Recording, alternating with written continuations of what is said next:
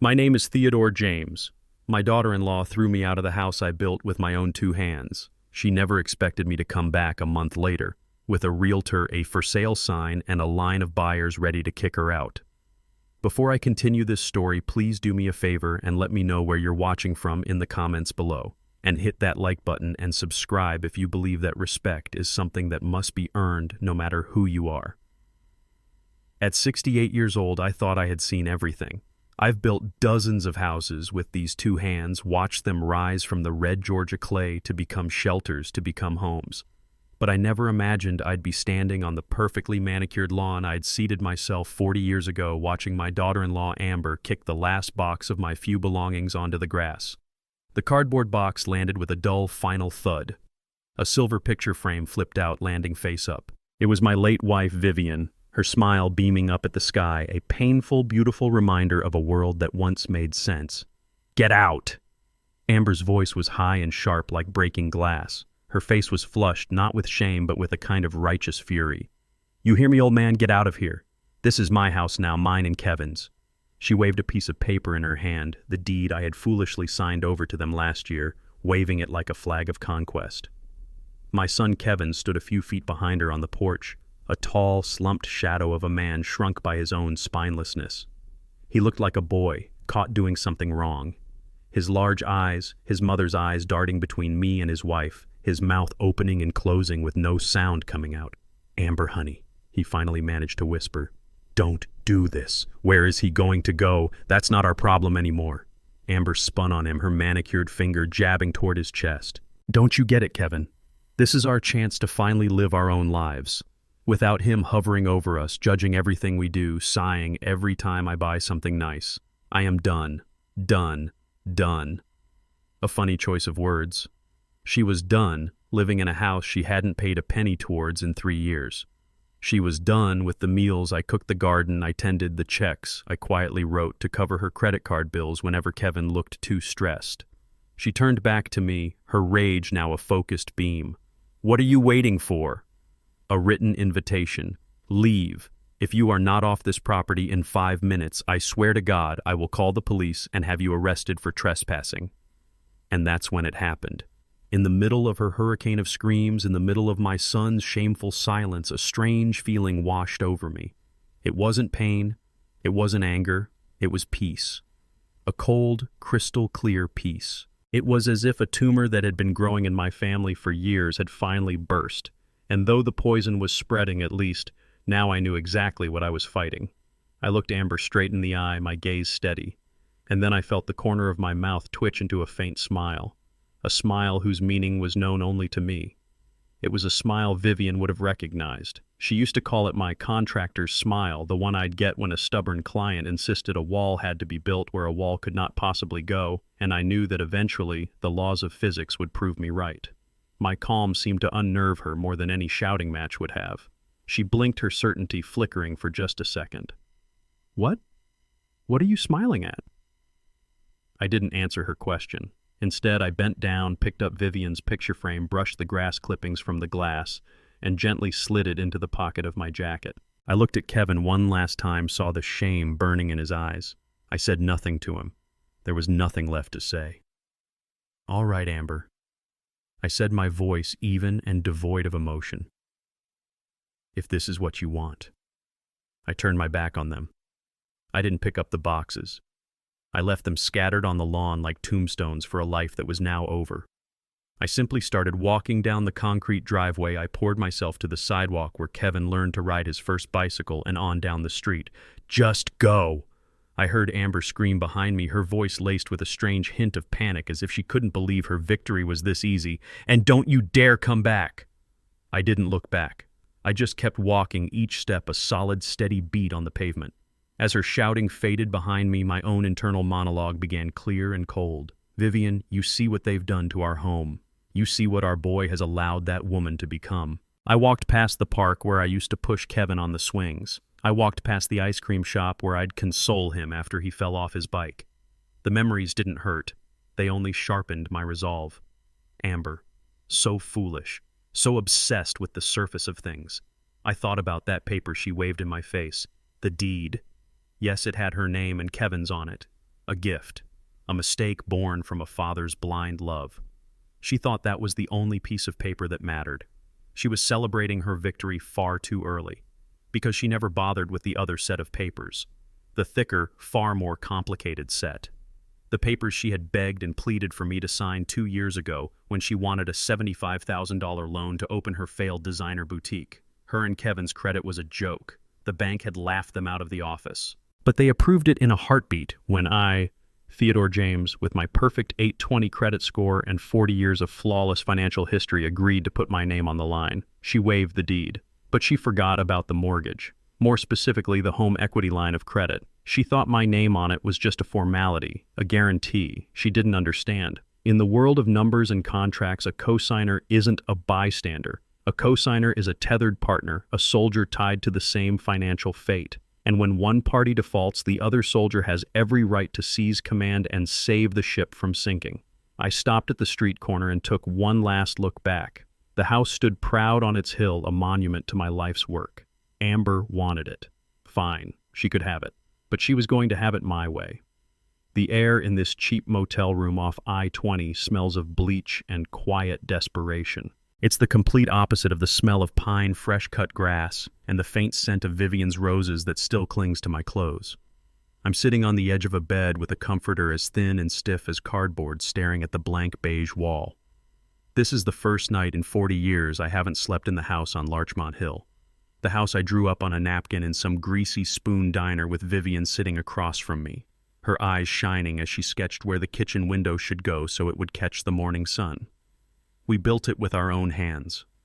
I remember the feel of the oak beams beneath my calloused fingers, the smell of sawdust in the air, the sound of Vivian's laughter echoing through the unfinished frame. Back in the 80s, a black man running his own successful contracting business in Atlanta was a rare sight. But I wasn't just a contractor. I was a craftsman. I built my reputation on integrity and quality. Every joint perfect, every foundation solid. That house wasn't just a job, it was my masterpiece. It was our statement to the world. It said that Theodore and Vivian James were here, that we worked hard, that we loved each other, and that we had built something that would last. It was our legacy, a fortress of brick and mortar built to protect our love and our place in a world we had earned, not been given. We raised Kevin inside those walls. We gave him everything we never had. Music lessons, summer camps, a car on his 16th birthday, a college education with not a single dollar of debt. Maybe that was our mistake. We shielded him from the struggles that had forged us. We gave him a kingdom without teaching him how to build one. So when he brought Amber home for the first time, he didn't see what we saw. He saw a pretty blonde white woman who made him feel important. We saw a pair of cold, calculating eyes. Eyes that barely registered the family photos on the mantelpiece, but lingered far too long on the cherry wood furniture we had saved for years to buy. I remember her first words spoken with a sweet smile that didn't reach those eyes. "Oh, this house has such wonderful bones," she'd said, making the word bones sound like it was the only thing worth saving. "It has so much potential." Potential, as if 40 years of our life was just a rough draft waiting for her editorial notes. Vivian, with her quiet wisdom, saw right through her. "That woman isn't looking at our home, Theo," she told me late one night, her voice low with worry. "She's appraising it." After I lost Vivian to cancer, the light went out of the house and Amber's control over Kevin became absolute. Kevin's grief became a vacuum that Amber eagerly filled with her own ambitions. She started talking about their future, about building equity, and the heart of that plan was always my house. Dad. Kevin came to me one day, his words clearly coached by Amber. "We've been talking. It would be safer for everyone if my name and Amber's were on the deed, just in case something happens. It's what Mom would have wanted." And like a fool, I believed him. Softened by grief and desperate to hold on to the only family I had left, I agreed. In some lawyer's stuffy office, I signed the quitclaim deed, a transfer of legal ownership over my life's work. I thought I was giving my son a foundation. I didn't realize I was handing my daughter-in-law a weapon. The deed to the house was the first domino to fall. It happened about a year after I buried Vivian. I was adrift in a sea of grief, and the house, once a source of comfort, now felt cavernously empty. Every room held a ghost. Kevin's visits were my only lifeline, or so I thought. He came over for dinner one Sunday with Amber, of course. After we ate, he cleared his throat, a nervous habit he's had since he was a boy. "Daddy started Amber and I have been talking." He looked at her and she gave him a small, encouraging nod. "It's about the house. We think, well, it would be more secure for everyone if our names were on the deed, just for legal reasons. You know, estate planning and all that." Amber chimed in, her voice dripping with counterfeit sympathy. "We just worry about you, Theo. If something were to happen, we want to make sure everything is taken care of smoothly. No probate court, no complications. It's what Vivian would have wanted, to know that her family was secure. She weaponized my wife's memory against me, and in my weakened state, it worked. The thought of protecting my son, of fulfilling what might have been Vivian's last wish, was a powerful anesthetic for my better judgment. I saw it as an act of love, of passing the torch. I didn't see it as the act of surrender it truly was. In a cold, impersonal lawyer's office with a pen that felt unnaturally heavy in my hand, I signed the quitclaim deed. I watched the ownership of my life's work, my soul's sanctuary, slide across a polished mahogany table into their hands. I felt a piece of myself tear away, but I told myself it was the right thing to do. I was giving my son a foundation. I didn't realize I was just giving his wife a fortress from which to launch her next attack. That attack came 6 months later. Amber announced she had a brilliant can't-miss business idea, a high-fashion boutique in Buckhead. She had the vision, she said. She had the taste. All she needed was $75,000 in startup capital. I, who had built a business from sawdust and sweat, knew a doomed venture when I saw one. She knew nothing about inventory management, about payroll, about the razor-thin margins of retail. But Kevin was mesmerized by her confidence. He saw her as a mogul in the making. Their application for a business loan was rejected so fast it made their heads spin. Their credit was a mess of late payments and maxed-out cards. They had no assets of their own to use as collateral. For a week, a tense, angry silence filled the house whenever I was there. Then one evening, Amber approached me. She had been crying. Her eyes were red, though I saw no tears. She sat beside me on the sofa, the one she'd picked out to replace Vivian's favorite armchair. She took my hand. Her touch was soft, but her grip was like steel. "Theo," she began, her voice a fragile whisper. "I don't know what to do. My dream is falling apart. This wasn't just for me. It was for us, for Kevin, for our future, for the grandchildren you deserve." She laid out her new plan. A home equity line of credit, a HELOC. They would borrow against the value of the house they now owned on paper. But there was a catch. The bank still wouldn't approve the loan with just their names on it. Their financial history was too risky. They needed a co-signer. They needed me. Kevin stood in the doorway of the kitchen, looking ashamed, unable to meet my eyes. He was her silent, unwilling accomplice. "It's just a formality, Dad," Amber said, her voice pleading. "It's just your signature on a piece of paper to make the bank feel secure. We will make every single payment. I swear on my life. You won't have to do a thing. You won't even know it's there. It's just a little help to get us started." I looked from her tear-streaked face to my son's downcast eyes. I saw a man I had raised to be better than this, a man who knew this was wrong but was too weak to say no to his wife. And in that moment, I made a fatal mistake. I chose to save my son from a difficult conversation instead of saving myself from a disastrous commitment. I thought my love could fix his weakness. "All right," I said, the words feeling like ash in my mouth. "I'll do it." She didn't wait. She'd had the documents from the bank ready the whole time, sitting in a neat manila folder on the counter. She spread them out on the kitchen table, the same table where Vivian used to help Kevin with his homework.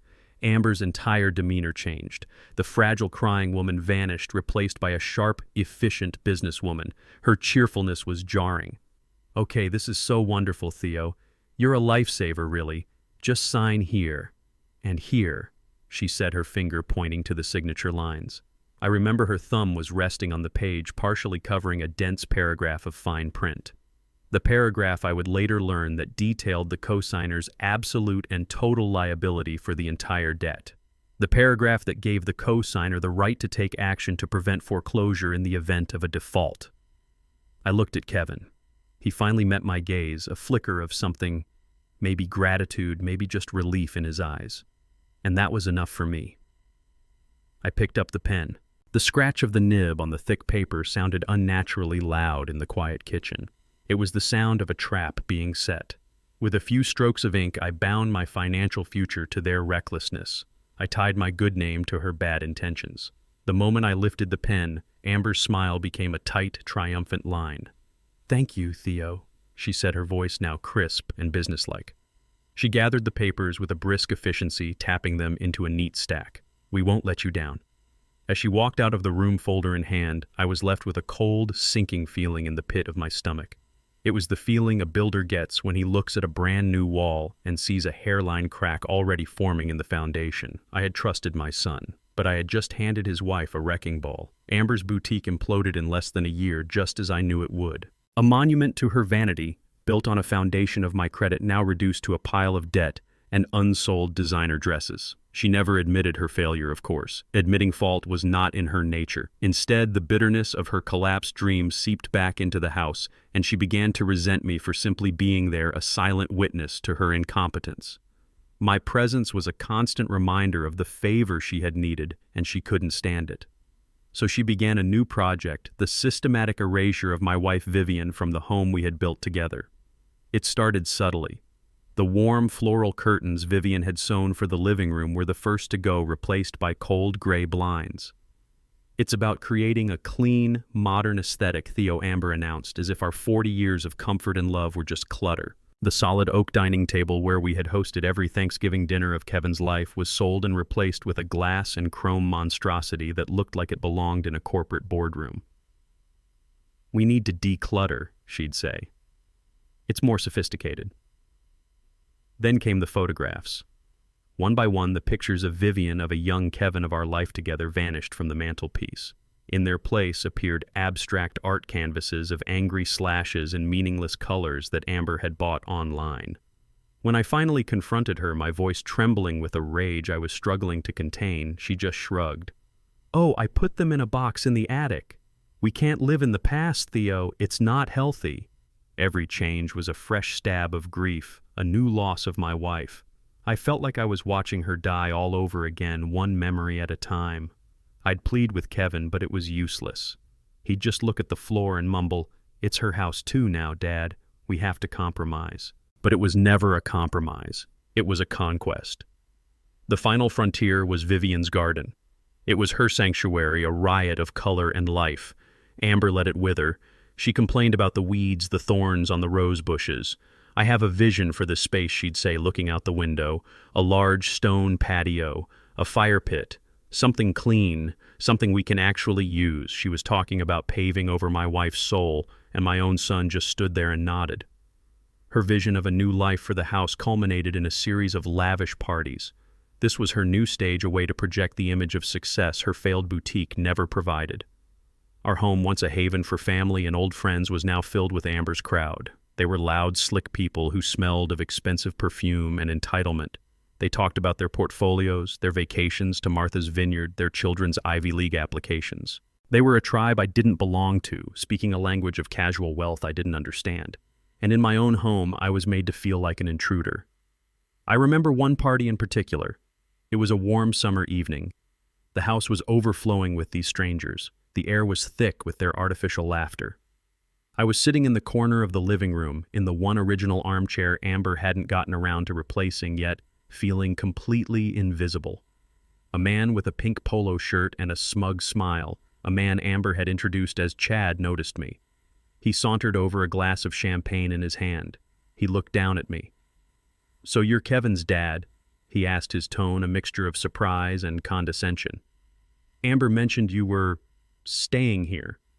The phrase, "staying here," made me sound like a refugee, a charity case she had graciously taken in.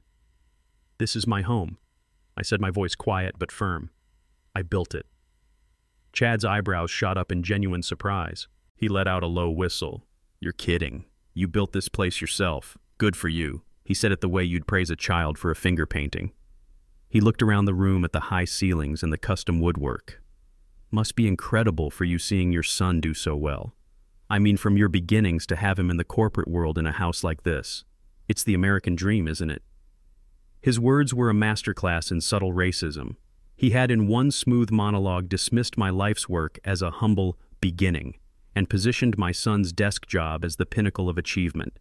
He had drawn a line between my world of physical labor and their world of abstract wealth, and made it clear which one he considered superior. I saw Kevin across the room laughing at a joke one of Chad's friends had told. He caught my eye for a second, then quickly looked away, a flush of shame on his face. He knew what was happening, and he did nothing. Amber glided over, placing a proprietary hand on Chad's arm. "Don't bother him, Chad," she said with a laugh. "He's not much of a conversationalist." She turned to me, her smile a tight warning slash. "Theo, can I get you anything? A glass of water, maybe? Before you go up to bed." She was dismissing me.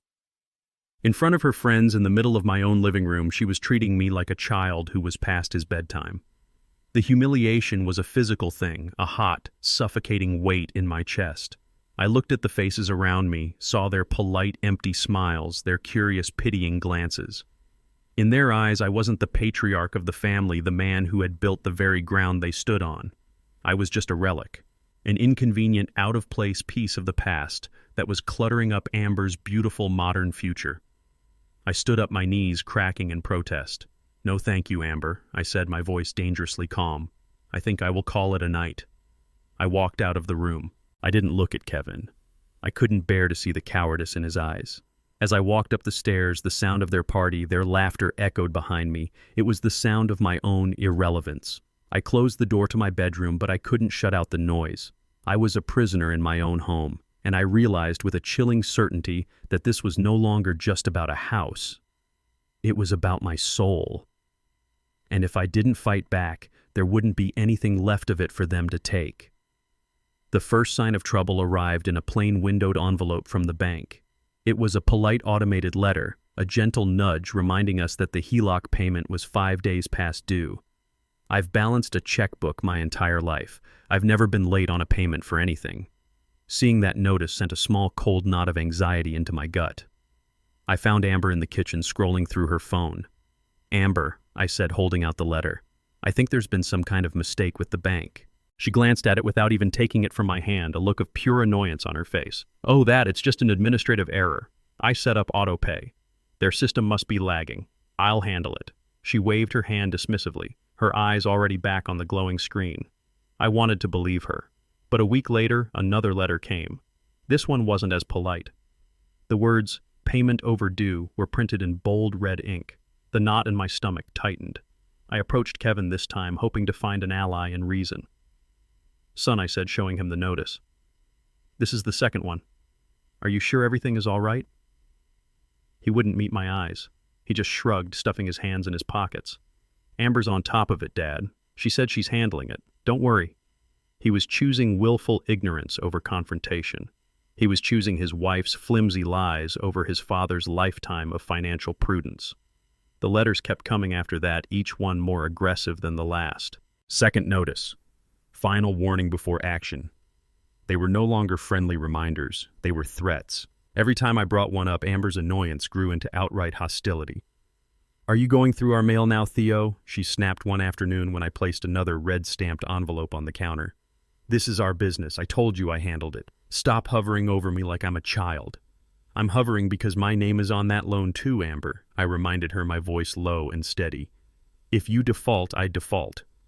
She actually laughed, a short, ugly sound. "Oh, please, you have perfect credit. A little late payment isn't going to hurt you. You need to relax." She didn't get it. Or maybe she just didn't care. She saw my good name not as something to be protected, but as a safety net she could abuse without consequence. Then the final letter came. It was different from the others. It wasn't a standard business envelope. It was a large 9x12 manila envelope, and it arrived via certified mail. The mailman, a young man named Marcus, who I'd known since he was a boy, stood at my door with a clipboard and a pen. "I need your signature for this one, Mr. James," he said, his expression serious. My hand trembled slightly as I signed my name. I took the heavy envelope inside. It felt like a verdict. I sat down at the kitchen table, the one Amber now hated, and carefully opened it. The document inside was thick, filled with the cold, unforgiving language of the law. But I didn't need to read all the fine print. The words at the top of the first page leaped out at me as if they were on fire. Notice of default and intent to accelerate. I read on my blood turning to ice. My eyes scanned the legal jargon, picking out the phrases that mattered. 90 days delinquent. Failure to cure the default within 30 days. And the final devastating sentence, will result in the commencement of foreclosure proceedings. Foreclosure. The word hit me like a physical blow. They were going to take my house. The bank was going to seize the home my wife and I had poured our souls into, all because of a $75,000 loan that Amber had squandered on designer handbags and overpriced lattes for her failed boutique. The full weight of the situation crashed down on me. This wasn't just a late bill anymore. This was a legal declaration that the contract had been broken. This was the bank's final warning before they brought down the hammer. And my name, Theodore James, was right there on the document, legally bound to the disaster. My credit score, a source of pride I had painstakingly built over 50 years, was about to be turned to dust.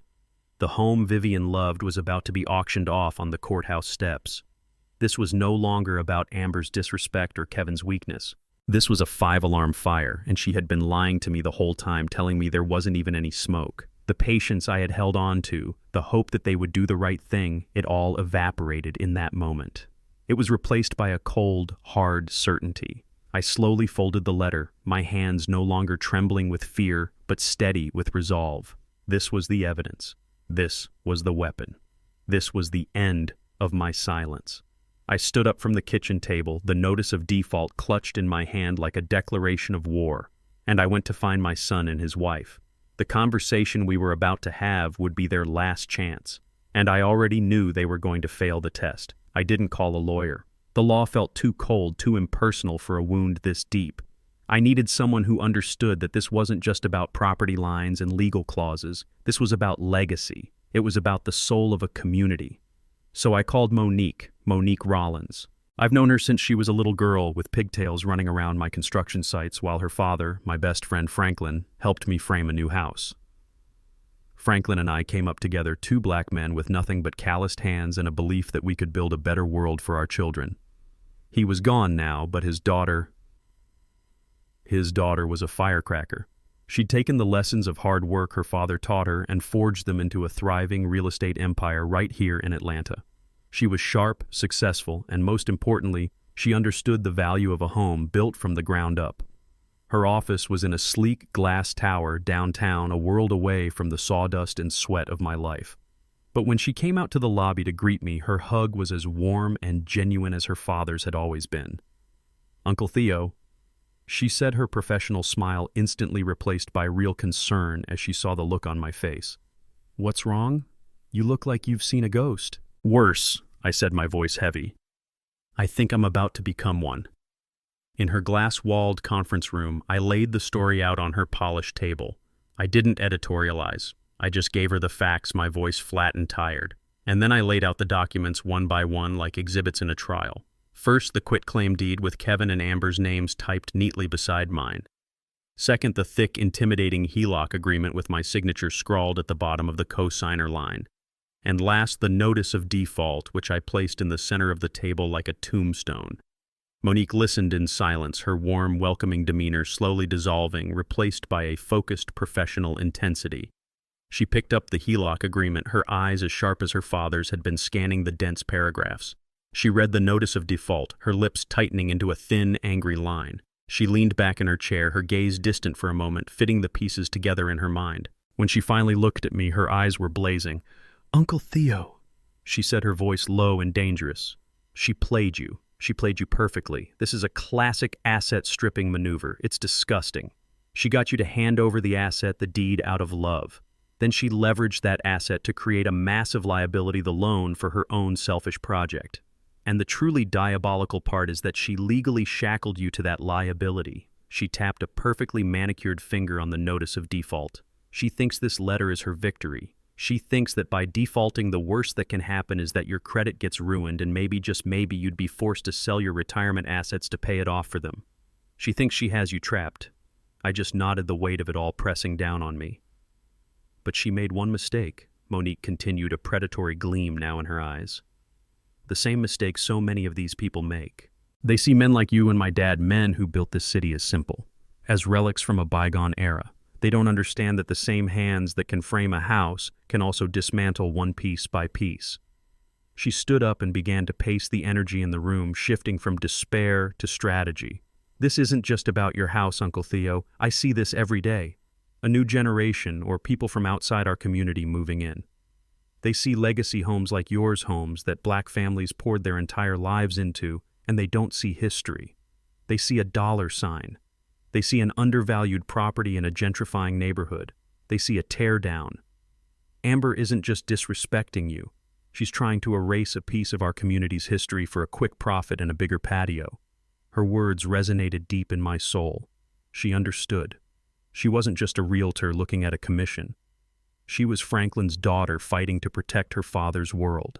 Her mistake, she said, stopping and pointing at the HELOC agreement, was not reading the fine print. She thought your name as a co-signer was just a safety net for her. She didn't realize it was also a trigger for you. What do you mean? I asked, a flicker of hope igniting in my chest for the first time in days. She smiled, a sharp, intelligent smile. It means that as a legal party to this loan, you have a fiduciary duty to protect the asset from foreclosure. When they defaulted, they didn't just break their promise to the bank. They broke their legal agreement with you. And that gives you the right to intervene. She leaned forward, her voice dropping to a conspiratorial whisper. We're not going to sue them. That's messy, and it takes years. We're going to be much more elegant than that. We are going to use the very contract she ignored to write the final chapter of this story. And she is not going to like the ending. I looked at this sharp, brilliant young woman, my best friend's daughter, and for the first time since Amber had thrown my life's work in my face, I felt the ground beneath my feet begin to solidify. Hope is a powerful thing, and for the first time in a long time I had it. So, what do we do? Monique, I asked, my voice a low rumble. What can we legally do? Monique leaned forward, her hands clasped on the glass table. Her eyes were like chips of obsidian, hard and focused. We don't fight her on her terms, Uncle Theo. We don't get into screaming matches or emotional appeals. That's her battlefield. She thrives on chaos. We fight her on your terms, the terms of contract's consequences and the cold, hard letter of the law. We are going to be calm, professional, and absolutely ruthless. She took a deep breath and then she laid out the blueprint. The plan will happen in 3 phases. The first phase is the most important, and it's going to feel wrong, but you have to trust me.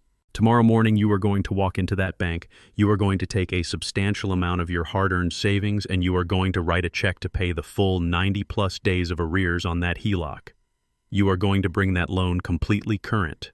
I flinched. Pay their debt. After what they did. Yes, she said, holding up a hand to stop my protest. I know it feels like rewarding them, but listen. This is the most powerful move you can make. By bringing the loan current, you immediately and single-handedly stop the foreclosure proceedings. You take all the power away from the bank. But more importantly, you legally establish yourself as the responsible party who just saved their primary asset from seizure. You transform from a simple co-signer into their personal creditor. They no longer just owe the bank, Uncle Theo. They now owe you. My mind, the mind of a builder, began to see the structure of her plan. I was shoring up the foundation before I demolished the walls. Phase 2 happens at the same time, she continued. While you're at the bank, I'll be in my office drafting a legal demand letter. It won't come from a fancy law firm. It will come from my real estate office, which in some ways is even more intimidating.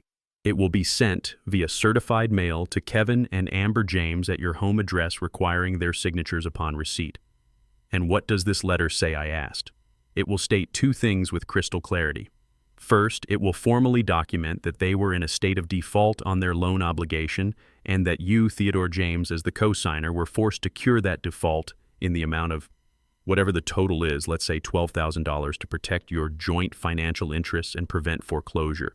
It will include a copy of the bank receipt as proof. Second, it will demand not request full repayment of that $12,000 to you, plus a full immediate payoff of the remaining $63,000 balance of the HELOC within 30 calendar days.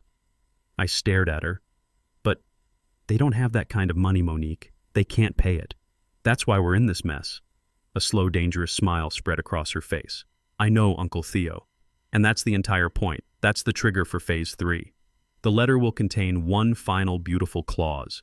It will state that if they fail to meet these financial obligations within the 30-day period, you, as the co-signer whose financial standing is at risk and who now has a vested, documented financial stake in the property, will exercise your full legal right to force the sale of the asset in order to satisfy the outstanding debt to the primary lender and to yourself. In plain English, it means if they can't come up with the money in 30 days, we are putting your house on the market.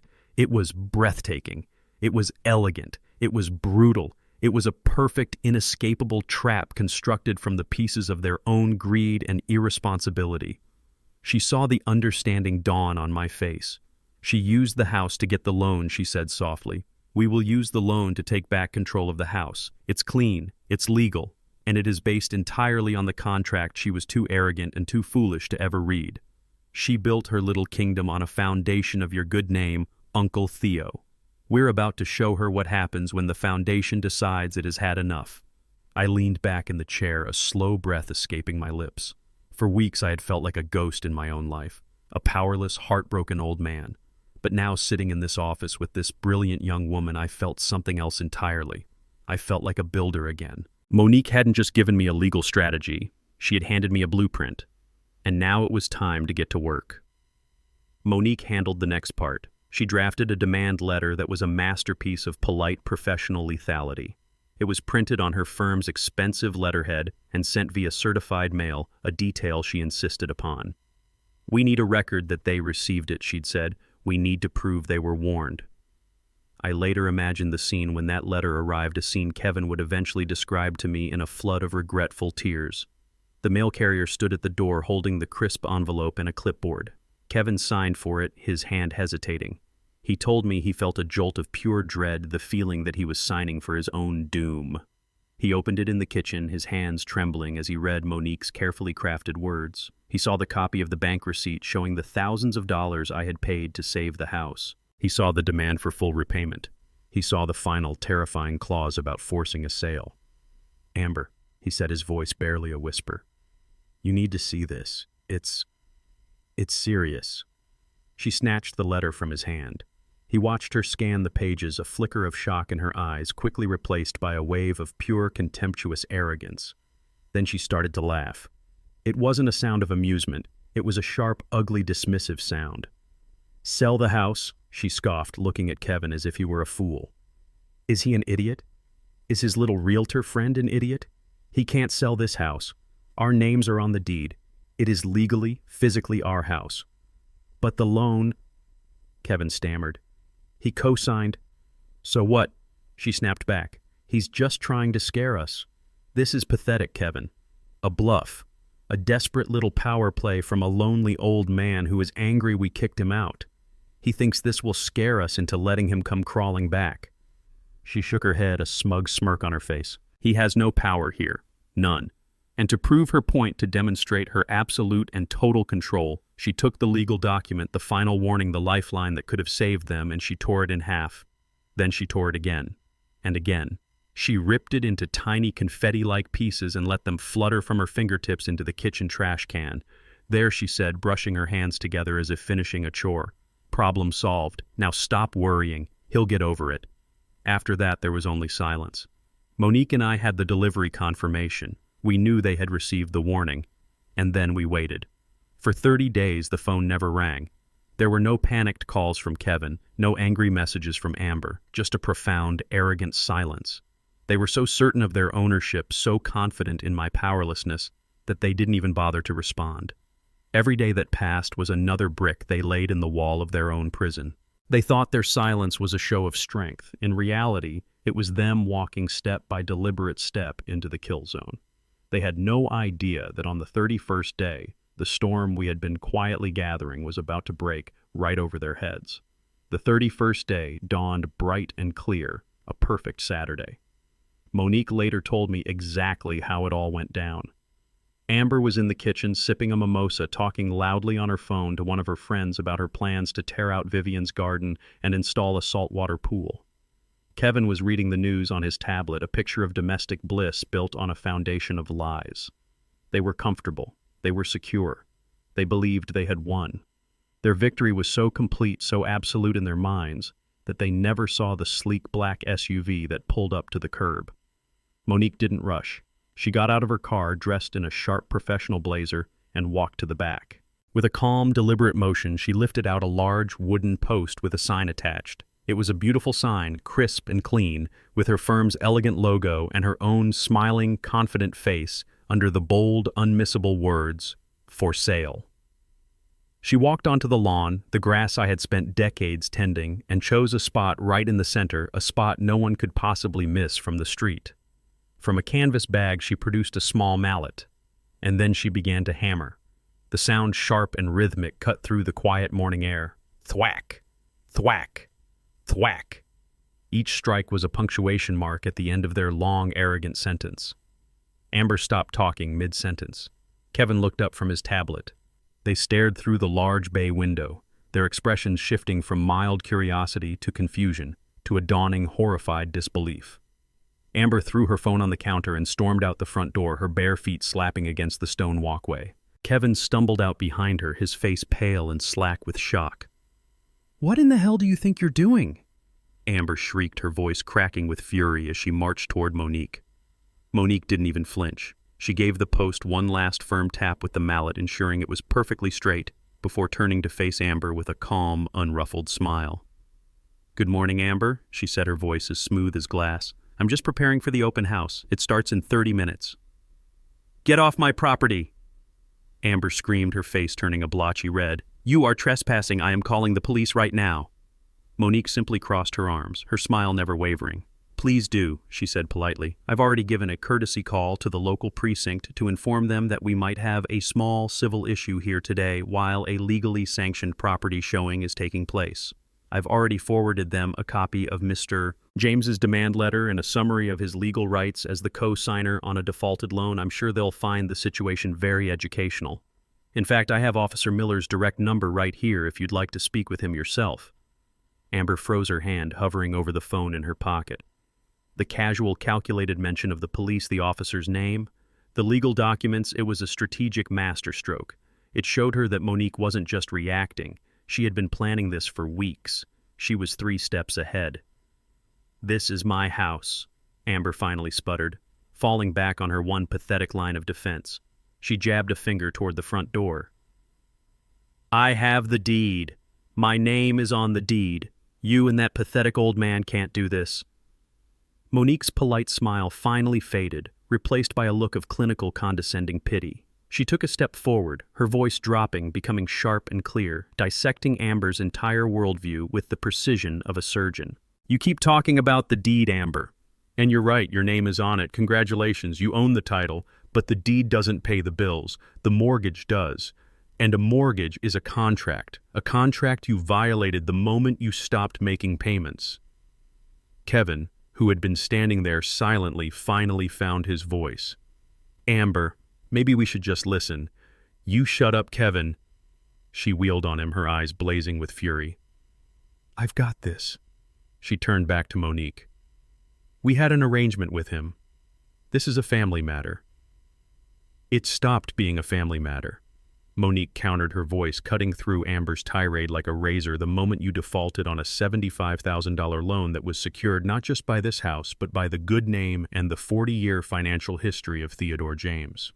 When you defaulted on that loan, you committed a material breach of contract, not just against the bank, but against your co-signer. And to protect his own credit from your spectacular irresponsibility, Mr. James was forced to step in and cure your default. He paid your debt.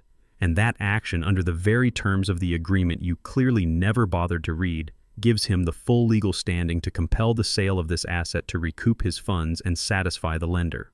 So yes, you own the house. But you own it under the shadow of a debt you chose not to honor. And today, the debt is calling the shots, not you." Every word was a perfectly placed blow, dismantling Amber's reality brick by brick. Her rage began to curdle into a wild, panicked desperation. She actually lunged for the sign, trying to rip it from the ground with her bare hands. "I'm not letting you do this," she grunted, pulling at the solid wooden post. Monique simply watched her, a look of profound boredom on her face. She waited for Amber to give up her hands, red and splintered, before speaking again. "The first potential buyers will be arriving in 20 minutes, she said, checking her watch with an air of theatrical impatience. "I would suggest you go inside and make the house look presentable. A good first impression can add thousands to the final sale price. And from the looks of it, you're going to need every penny you can get." Monique's final words hung in the air, a perfectly delivered death sentence. And as if on cue, the first car pulled into the driveway. It was a modest minivan, and a young couple with a small child got out, their faces bright with the hopeful energy of first-time homebuyers. They were holding a printout of the listing, pointing excitedly at the house. Monique's entire demeanor shifted in an instant. The ruthless legal strategist vanished, replaced by a warm, dazzlingly professional realtor. "Welcome," she said, striding toward them with a brilliant smile, completely ignoring Amber, who stood frozen in place as if she'd been turned to stone. "So glad you could make it. The photos really don't do the craftsmanship justice, do they?" Before Amber could even process what was happening, a second car arrived. Then a third, a fourth. It was a flood. Monique had, with masterful timing, scheduled the first 10 viewings in 5-minute intervals. It was a tactic designed to create a sense of overwhelming demand, a frenzy. Within minutes, the quiet, tree-lined street in front of my house looked like a parking lot. A steady stream of people, a diverse cross-section of the Atlanta community, were walking up my driveway, their faces filled with admiration for the home I had built. The neighbors, of course, began to appear. Old Mr. Henderson from across the street suddenly found it was the perfect time to prune his rose bushes, his eyes peering over the fence. The young couple on the corner came out onto their porch, sipping coffee, their expressions a mixture of shock and fascination. The curtain was rising on the final act of Amber's tragic play, and the whole neighborhood had a front row seat. The sight of the crowd of her private domain being overrun finally broke Amber's paralysis. She ran to the front door, planting herself in front of it like a cornered animal. "You can't come in here," she yelled, her voice thin and reedy. "This is a private residence. This is a mistake." Monique glided to the front of the line, addressing the first couple with an apologetic smile. "Please excuse the current resident," she said, her voice carrying for everyone to hear. "She's just very emotionally attached to the home. It's hard to let go of a place with so much history." She gently guided the couple around Amber's rigid form. "Please come right in. Mind the foyer. The natural light in the morning is just spectacular." A young man from Monique's office, polite but built like a linebacker, stood calmly at the door with a sign-in sheet, creating an official, unstoppable flow of traffic into the house. Amber had been rendered completely irrelevant. She was a ghost at her own funeral. Kevin was even worse. He had retreated to the far edge of the porch, his back against the wall, looking pale and nauseous. He was a captain who had scuttled his own ship and could now only stand and watch as it sank, and then began the humiliation by 1,000 cuts. The buyers, completely unaware of the drama, walked through the rooms of my life, their innocent comments landing on Amber like physical blows. "Wow, look at the woodwork on this fireplace mantel," a woman in the living room said to her husband, her hand tracing the custom carvings I had spent a month perfecting. "They just don't build them with this kind of detail anymore. The new constructions are all so flimsy." Amber, who had just last month called that same mantel old-fashioned and dated, flinched as if she'd been slapped. Another couple stood by the back window looking out at Vivian's neglected garden. "This yard needs some love," the husband said, "but look at this layout. The person who planted this had a real vision. Can you imagine it cleaned up? It would be a paradise." This honors Vivian's memory and dismisses Amber's plan to pave it over. A man with a kind face, a doctor perhaps, approached a flustered Amber, directly mistaking her for the owner. "Excuse me," he asked politely. "The listing says this was custom built by a master contractor. Can you tell me if the foundation is sound? It must be solid as a rock." The irony was so thick I could feel it from miles away. The foundation of the house was perfect. The foundation of her ownership, however, was nothing but sand. But the most brutal comments were the ones whispered just loud enough for her to hear. "I wonder why they're selling," a young woman whispered to her partner. "The place is perfect. They look so young. Maybe they're in some kind of financial trouble." The words hit their mark. I could just picture Amber's face, a mask of fury and shame. Her entire identity was built on projecting an image of effortless wealth and success. And now, in her own home, she was being publicly exposed as a failure. The breaking point came when a woman, impressed by the crowd, asked Monique a simple question. "There's so much interest today. Are you expecting to get multiple offers?" Monique's professional smile was dazzling. "Oh, absolutely," she replied, her voice projecting across the crowded room. Based on the pre-listing inquiries and the turnout today, we are anticipating a very competitive bidding situation. I wouldn't be surprised if it sells for well over asking price by the end of the day. That was it. The idea of her losing the house was one thing. The idea of other people fighting over it, of its value being affirmed, of her being replaced by someone more deserving and financially sound, was more than she could bear. "Get out!" she finally screamed, the last shred of her composure snapping. "Get out of my house, all of you." The room fell silent. The buyers stared at her, their expressions shifting from admiration for the house to alarm and pity for the hysterical woman in the center of it. Monique's assistant, the polite linebacker, calmly stepped forward. "I do apologize, folks," he said, his voice soothing. "The seller is understandably distressed. Perhaps we can continue the tour in the backyard for a few moments while she composes herself." He expertly guided the crowd away, leaving Amber standing alone in the center of the living room. Her castle had been overrun. Her subjects were ignoring her. She was a queen with no power, a screaming, pathetic figure in an empire of her own delusion. She was a prisoner in the house she thought she had conquered, and she had no idea that the real executioner was just about to arrive. I waited until Monique gave me the signal, a simple text message that just said, "Showtime." I had parked my car down the street out of sight. With me were Dr. David and Sarah Evans, a young, brilliant couple I'd been introduced to by Monique. He was a cardiologist, she was a civil rights attorney. They were the kind of people Vivian and I had always dreamed would one day be our neighbors. They had fallen in love with the house from the pictures alone, not because it was a status symbol, but because, as Sarah put it, it feels like a home that was truly loved. I pulled my car, a clean, respectable sedan I'd bought after selling my old work truck, into the driveway. I did it slowly, deliberately. The chaos on the lawn subsided for a moment as my car glided to a stop. All eyes turned to me. The potential buyers looked curious. The neighbors looked intrigued. And Amber looked at me with an expression of pure, murderous hatred. For a second, a flicker of hope might have crossed her mind. Maybe she thought I was there to surrender, to call off the dogs, to beg for a truce. But then David and Sarah got out of the car. They were a vision of black excellence and success, calm, confident, and utterly unimpressed by the drama unfolding before them. And in that instant, Amber understood. I wasn't there to fight her for control of the house. I was there to replace her. That understanding was the spark that ignited the final spectacular explosion of her rage. She stormed toward me, her face twisted into an ugly mask of fury, her bare feet heedless of the sharp gravel on the driveway. "You!" The word was a venomous hiss. "What did you do? Who are these people?" I got out of the car standing to my full height. I didn't feel like a 68-year-old man with aching knees. I felt like the builder who had poured the very concrete she was standing on. I felt powerful. "You think you can do this?" she screamed, stopping just short of me, spittle flying from her lips. "You think you can just waltz in here and sell my house out from under me? I will sue you. Theo, I will sue you for everything you have. I will take this house, and I will take your savings, and I will take your pension.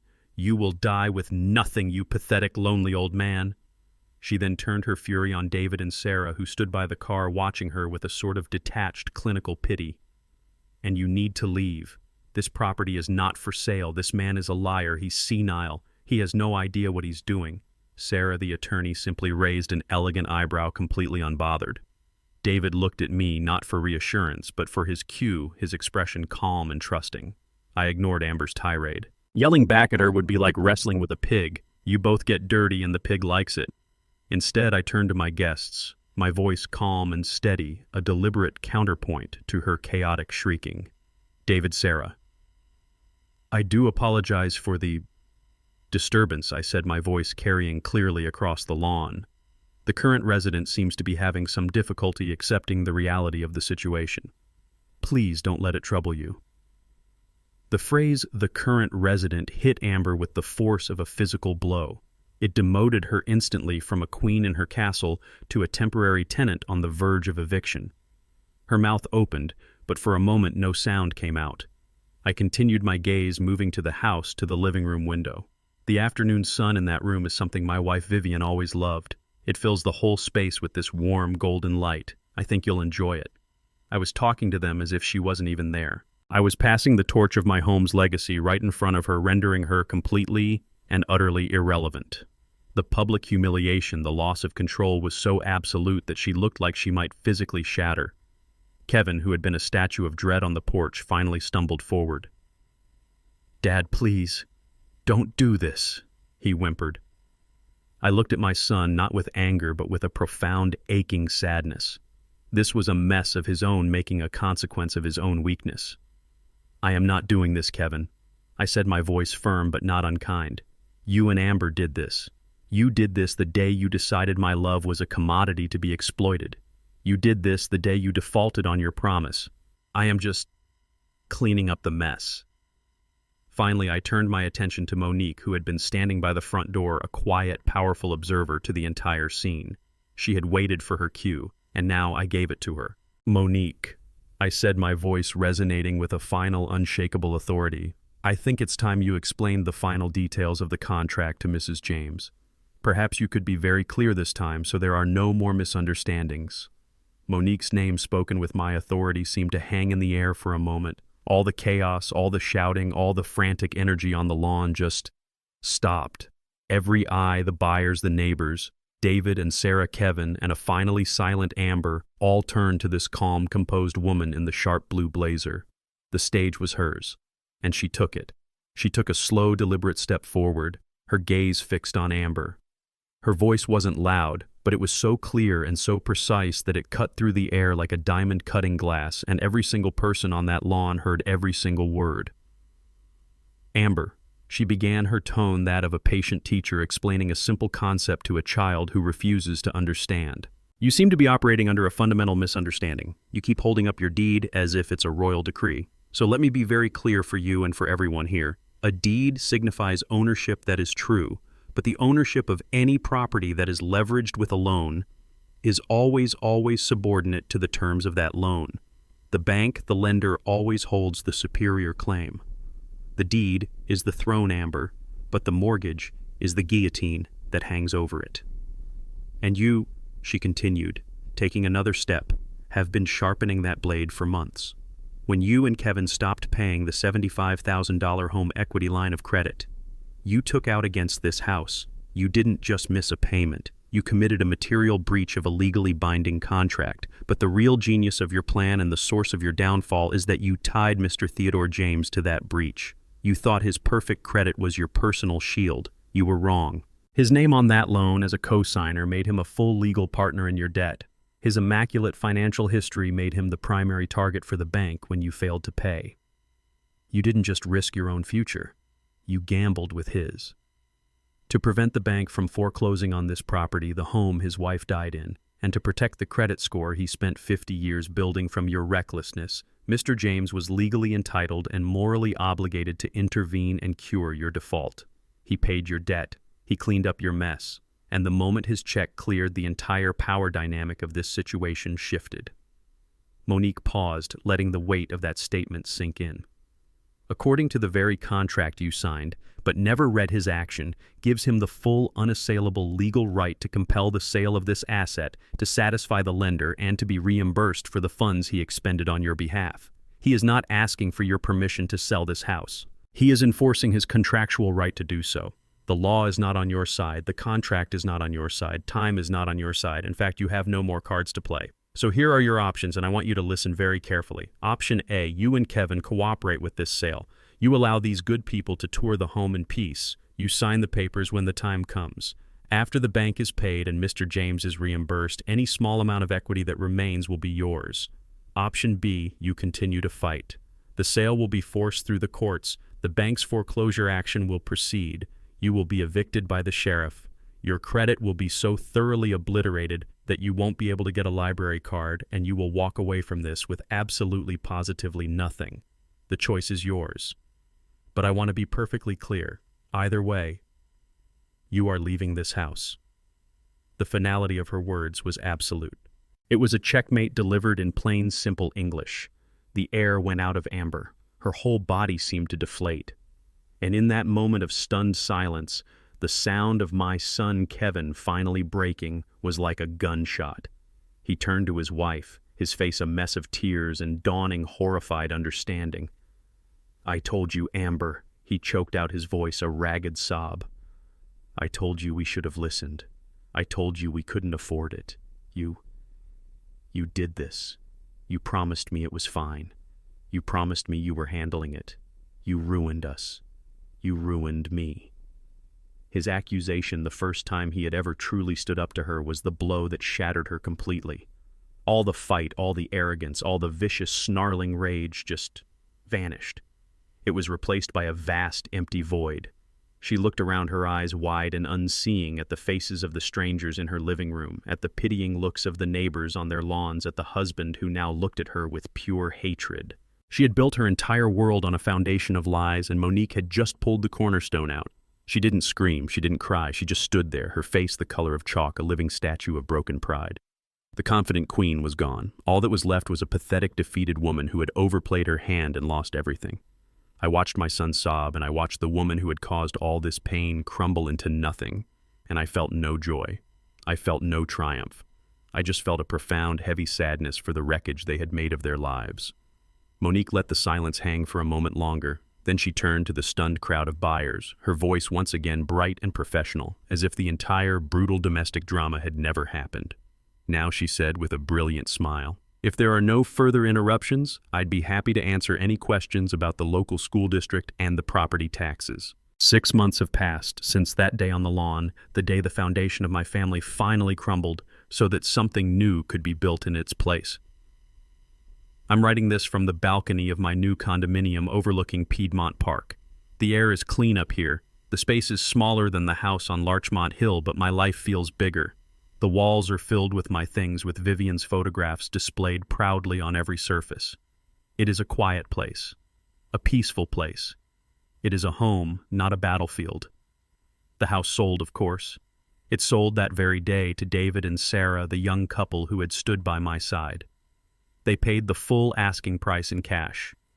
The bank was satisfied I was reimbursed for the money I had fronted, and the remaining equity was split. Kevin's half was immediately seized by creditors to pay for the mountain of debt Amber had accumulated. My half was more than enough to buy this condo and secure my future. David and Sarah invite me over for dinner every other Sunday. They are wonderful stewards of my life's work. Sarah has taken to Vivian's garden with a passion, and the roses have never looked more beautiful. They honor the history of the house, and in doing so they honor the memory of my wife. The legacy is safe. Amber and Kevin's marriage imploded the moment their financial future did. The divorce was quick and brutal. Amber, I heard, left Atlanta buried under a mountain of debt from her failed boutique, and with a reputation that was now toxic. She got nothing from the house, and the wealthy friends she so desperately tried to impress vanished like smoke in the wind. She was left with the only thing she had truly earned, the consequences of her own character. Kevin hit rock bottom. He lost his wife, his home, and his father's trust all in one afternoon. He's living in a small apartment on the south side now, working an honest hourly job at a logistics company. For the first time in his life, there is no safety net. There is no one to bail him out. He is being forced to confront the man he became, and it has been a painful, humbling process. We are talking again.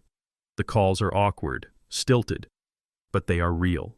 He doesn't call to ask for money. He calls to ask how I am. He calls to tell me about his day. He is rebuilding his life one honest day at a time. The trust that was shattered may never be fully whole again, but we are laying a new foundation, one built not on entitlement and obligation, but on the slow, difficult work of earning respect. In losing a house, perhaps he has finally started to build a character. As I sit here on my new balcony watching the sunset paint the Atlanta skyline in strokes of orange and gold, a comfortable quiet settles around me. For so long, I believed my legacy was that house, a physical structure of wood and stone that I could pass down to my son.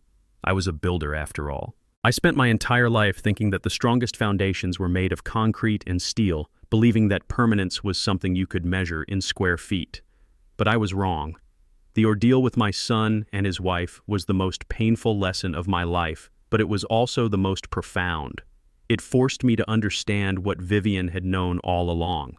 The true legacy was never the house itself. It was the love, the values, and the integrity that the house was meant to shelter. A home's foundation isn't just the concrete it rests on. It's the respect and honesty that holds the family inside it together. When that foundation is corroded by greed and entitlement, the entire structure is doomed to collapse no matter how strong the walls are. My greatest act as a builder was not in constructing that home, but in being forced to protect its soul. I didn't lose my legacy that day on the lawn. I was simply pushed in the most brutal way imaginable to finally understand what it truly was. It's a lesson that took me 68 years to learn, and one I wanted to share with you. The greatest inheritance we can leave our children is not a property for them to possess, but a blueprint for them to build their own character. If my story has resonated with you today, I'd be grateful if you'd show your support by liking this video and subscribing to my channel for more stories like this one. And now I have to ask you, what do you believe is the most important legacy a person can leave behind? Is it something you can touch and hold, or something you hold in your heart? I would truly love to read your thoughts in the comments below. And finally, please let me know where you're watching from today. It brings a smile to my face to see how far a single story can travel. Thank you for listening. This whole ordeal taught me a painful but powerful lesson about the nature of a true legacy. I spent my entire life believing a foundation was something you build with concrete and steel, that a legacy was a physical house you could pass down. But I learned that the real foundation of a family is built with intangible materials: respect, honesty, and integrity. When those materials are corroded by greed and entitlement, the entire structure is doomed to collapse no matter how beautiful it looks on the outside. The greatest inheritance you can leave isn't a property deed, but a blueprint for character. For more stories about life lessons and justice served, please subscribe to my channel so you never miss an update.